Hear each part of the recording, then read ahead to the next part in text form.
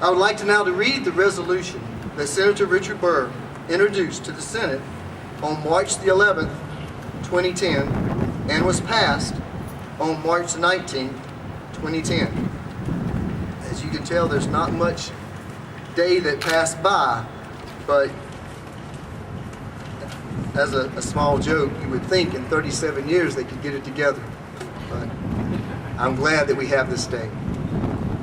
The resolution expressing support for designation of a Welcome Home Vietnam Veterans Day. Whereas the Vietnam War was fought in the Republic of South Vietnam from 1961 to 1975 and involved North Vietnamese regular forces and Viet Cong guerrilla forces in armed conflict with United States Armed Forces and the Army of the Republic of Vietnam. Whereas the United States Armed Forces became involved in Vietnam because the United States government wanted to provide direct military support to the government of South Vietnam to defend itself against the growing communist threat from North Vietnam. Whereas members of the United States Armed Forces began serving in an advisory role to the government of the Republic of South Vietnam in 1961. Whereas, as a result of the Gulf of Tonkin incidents on August the 2nd and 4th, 1964, Congress overwhelmingly passed the Gulf of Tonkin Resolution, Public Law 88-408, on August the 7th, 1964, which provided the authority to the President of the United States to prosecute the war against North Vietnam. Whereas, in 1965, the United States Armed Forces ground combat units arrived in Vietnam. Whereas, by the end of 1965, there were 80,000 United States troops in Vietnam, and by 1969, a peak of approximately 543,000 troops was reached.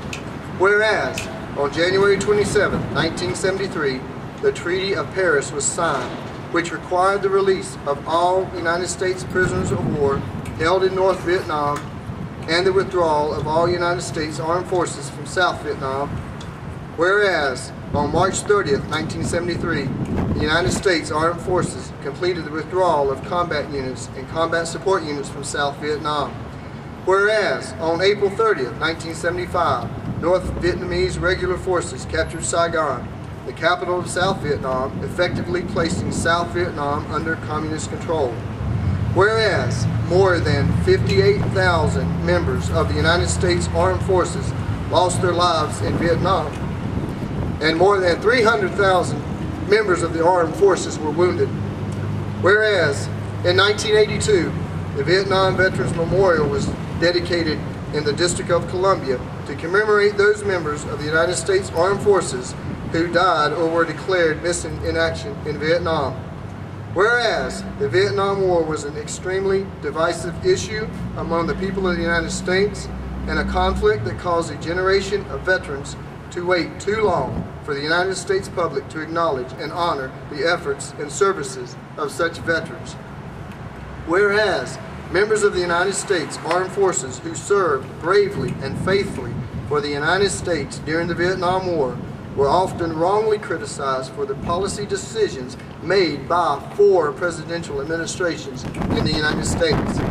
Whereas the establishment of a Welcome Home Vietnam Veterans Day would be an appropriate way to honor those members of the United States Armed Forces who served in Vietnam and throughout Southeast Asia during the Vietnam War. And whereas March 30th, 2010 would be an appropriate day to establish as Welcome Home Vietnam Veterans Day. Now, therefore, be it resolved that the Senate, 1, honors and recognizes the contributions of veterans who served in the United States Armed Forces in Vietnam during war and during peace. 2, encourages states and local governments to also establish Welcome Home Vietnam Veterans Day.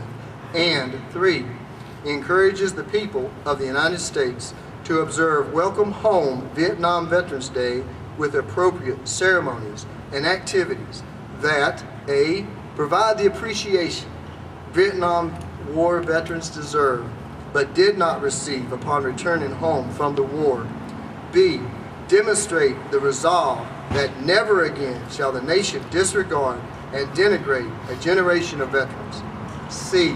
Promote awareness of the faithful service and contributions of such veterans during their military service as well as to their communities since returning home. D. Promote awareness of the importance of entire communities empowering veterans and the families of veterans to readjust to civilian life after military service. And E. Promote opportunities for such veterans to assist younger veterans returning from the wars in Iraq and Afghanistan in rehabilitation from wounds, both seen and unseen, and to support the reintegration of younger veterans into civilian life.